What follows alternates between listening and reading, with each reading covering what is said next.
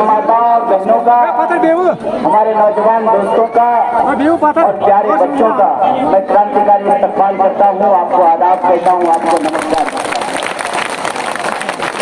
साथियों, मैं आपसे दो चार बात कहना चाहता हूँ। उससे पहले इस मौके पर मैं याद करना चाहता हूँ 23 साल का वो नौजवान जिसका आज जन्मदिन है, जिसे हम प्यार से मोहब्बत से शहीद आजम भगत सिंह कहते हैं, जो इस देश की आजादी के लिए हंसते हंसते अपने जान को कुर्बानी कर दिया। खून का एक एक कतरा उसके ऊपर न्यौछावर करेंगे। मैं आपके बीच में कोई सियासी बात करने के लिए नहीं आया हूं। यह बात मैं इसलिए कहता हूं कि हमारे लिए जम्मू कश्मीर का मसला सियासत का नहीं, रियासत का मसला है। इसीलिए हम आपको सियासत की बात नहीं करेंगे, हक की बात करेंगे। और हक की हालत ये है, एक मशहूर शायर ने कहा कि कहाँ तो बैठा चिरागा हर एक घर के लिए, कहाँ चिराग मयस्सर नहीं शहर। कहते हैं हम जिस इलाके में अभी घूम रहे हैं, हमारे बुजुर्ग वरिष्ठ साथी दास साहब और लोन जी दोनों मौजूद हैं। मैं याद करता हूँ कि इस पूरे के पूरे इलाके को मिनी लंदन कहा जाता था, कहा जाता था। और इसकी खुशहाली पोस्टरों पे नहीं, मोदी जी के पोस्टरों पे खुशहाली दिखती है, लोगों के घरों में चेहरों में खुशहाली नहीं दिखती है। जहाँ की खुशहाली पोस्टरों पे नहीं, सेब के बागानों में, बगीचों में, लोगों के घरों में, रसोइयों में, लोगों के बदन पर, उनके व्यापार में, खेती में दिखता था। ये खुशहाली छीनी किसने? ये चैनो अमन छीना किसने? किसने आपके गांव में चोरी की? मेरा एक सवाल है, चोर तो चोर होता है ना, चोर की फितरत होती है चोरी करने की। बेईमान तो बेईमान होता है ना, बेईमानी की फितरत होती है बेईमानी करने की। मेरा सवाल ये है कि चोर की मुखबिरी किसने की? आपके घर का रास्ता किसने दिखाया? आपने हक अधिकार आपके बारे में किसने उसको समझाए? किसने कहा? किसने कहा? तो हम कहते हैं चोर तो चोर है। हमारे यहाँ कहावत कही जाती है, इस बार ऐसा बटन दबाइए, एक तीर से दो शिकार कीजिए। सोने का इलाज कीजिए, ये मैं आपसे अपील करता हूँ, आपसे गुजारिश करता हूँ। और दूसरी सबसे जरूरी बात, हमने आपको कहा अभी जब हम आ रहे थे तो एक बुजुर्ग महिला ने हमारा माथा चूमा। मुझे वो वक्त याद आ गया जब यहाँ पर लोगों के इंटरनेट बंद कर दिए गए। कहते हैं दिल्ली में फीता काट करके दुनिया भर की मीडिया को बुला करके कह रहे थे डिजिटल इंडिया हो रहा है, दिल्ली में डिजिटल इंडिया हो रहा है, और सपोर में लोगों का इंटरनेट बंद कर दिया जा रहा है। मुझे याद आता है जब हमारे नेता राहुल गांधी कन्याकुमारी से पैदल चलना शुरू किए, मैं भी उनके साथ चल रहा था। जब हमारी यात्रा, वो मोहब्बत की यात्रा जब कश्मीर पहुंची तो नौजवानों ने गले लगाया, बुजुर्गों ने माथा चूमा, हमारी अम्मियों ने आशीर्वाद दिया, अपने आंचल से चेहरा पोछा और कहा कि देर ही सही कोई आया, तो देर ही सही कोई आया तो हमारा हाल जानने के लिए। और आप देखिए कि वो पहली मर्तबा, वो पहला मौका था जब कश्मीर की हकीकत और सच्चाई देश के बाकी लोगों को पता चल रहा था। आप याद कीजिए कि जो नेता, जो हुक्मरान अपने घरों में दुबक करके बैठ गए थे, वो भी यात्रा में शामिल होने के लिए आए थे। बोलिए आए थे कि नहीं आए थे? मैं सिर्फ इतना कहना चाहता हूँ, नफरत फैलाते हैं, झूठ बोलते हैं, इंसानी दिल को इंसान से दूर करते हैं। एक तरफ नफरत है और दूसरी तरफ हम कहते हैं कि जो जहां पैदा हुआ, जिसके उनके जहां पर जलाए गए, दफन किए गए, ये जमीन बुनियादी तौर पर उनकी है।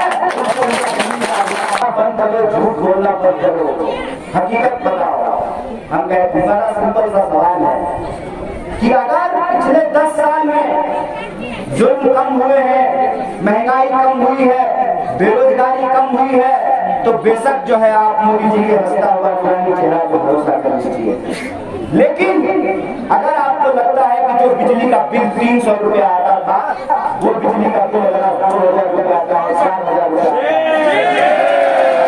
लगता है कि आपका लैंड राइट का अधिकार छीना जा रहा है, अगर आपको लगता है कि आपके बच्चों ने तालीम हासिल की, एजुकेशन लिया, उन्होंने एमबीबीएस की डिग्री की, इंजीनियरिंग की पढ़ाई की, एमबीए किया, पॉलिटेक्निक किया, आईटीआई किया, और आज अगर नौकरियों के लिए उधर भटक रहे हैं, तो ये मौका है कि अगर वो अपनी पीढ़ियों के बारे में सोचते हैं, हमको भी अपने बच्चों के बारे में सोचना पड़ेगा।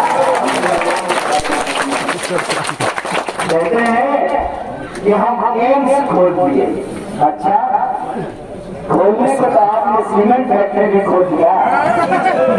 हमारा सवाल है कि उसमें हमारे बच्चों को नौकरी क्यों नहीं मिली?